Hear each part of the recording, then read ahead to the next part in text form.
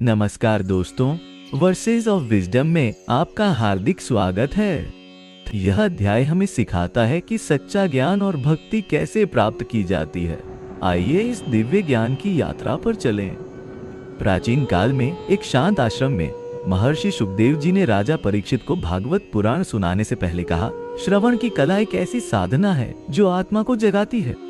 जैसे सूर्य के प्रकाश में कमल खिलता है, वैसे ही भागवत श्रवण से हृदय का कमल खिलता है। महर्षि ने आगे बताया, भागवत श्रवण के लिए सबसे पहले शुद्ध वातावरण का होना आवश्यक है। एक ऐसा स्थान जहां सात्विकता हो, जहां पवित्र ऊर्जा प्रवाहित हो रही हो।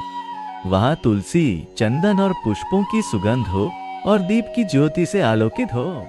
राजा परीक्षित ने विनम्रता से पूछा, गुरुदेव, श्रोता का मन कैसा होना चाहिए? महर्षि मुस्कुराए और बोले, श्रोता का मन शांत सरोवर जैसा होना चाहिए, जिसमें कोई लहरें न हो, विचारों के तूफान से मुक्त, अहंकार से रहित और जिज्ञासा से भरा हुआ। श्रद्धा और विश्वास श्रवण के दो स्तंभ है।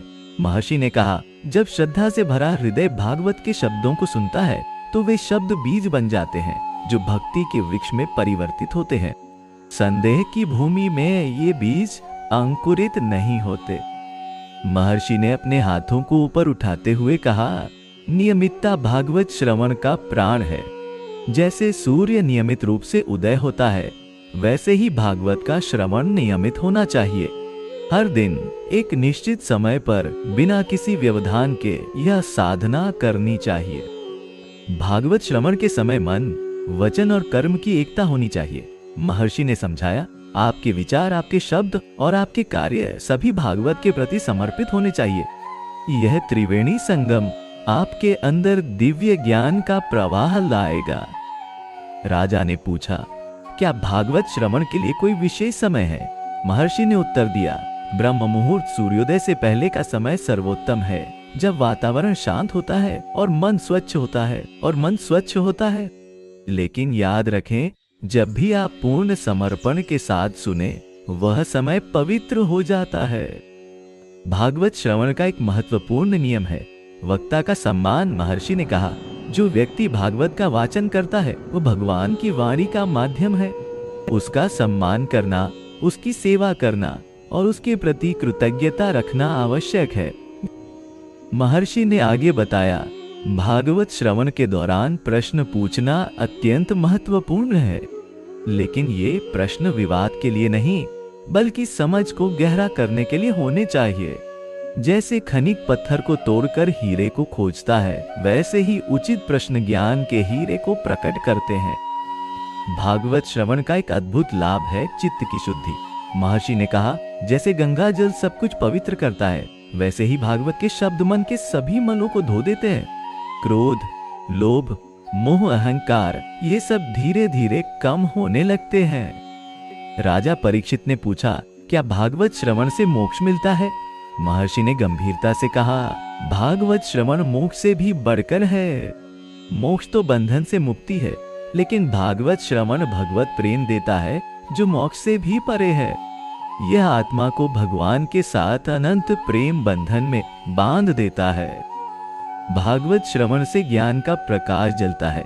महर्षि ने समझाया, अज्ञान का अंधकार मिटता है और सत्य का बोध होता है। यह ज्ञान केवल बौद्धिक नहीं, बल्कि अनुभूति जन्य होता है, जो आत्मा के स्तर पर अनुभव किया जाता है। महर्षि ने आगे कहा, भागवत श्रवण से भक्ति का बीज हृदय में अंकुरित होता है। यह बीज धीरे धीरे विशाल वृक्ष बनता है, जिसकी शाखाएं प्रेम, करुणा, सेवा और समर्पण की होती हैं। इस वृक्ष पर आनंद के फल लगते हैं, जिन्हें आत्मा चखती है। भागवत श्रवण का एक अद्भुत प्रभाव है काल पर विजय।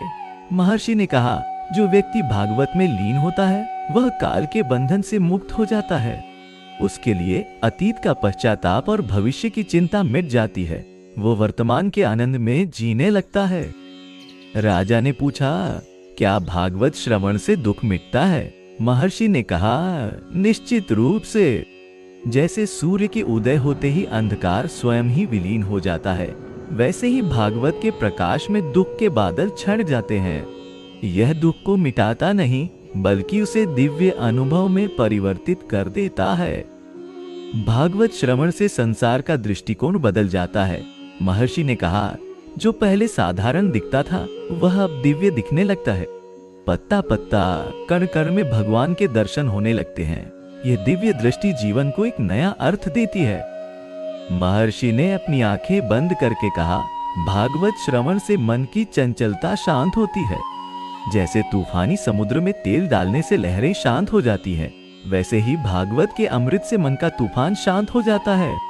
यह गहरी शांति साधक को अंतर्मुखी बनाती है। भागवत श्रवण से सत्संग की महिमा बढ़ती है।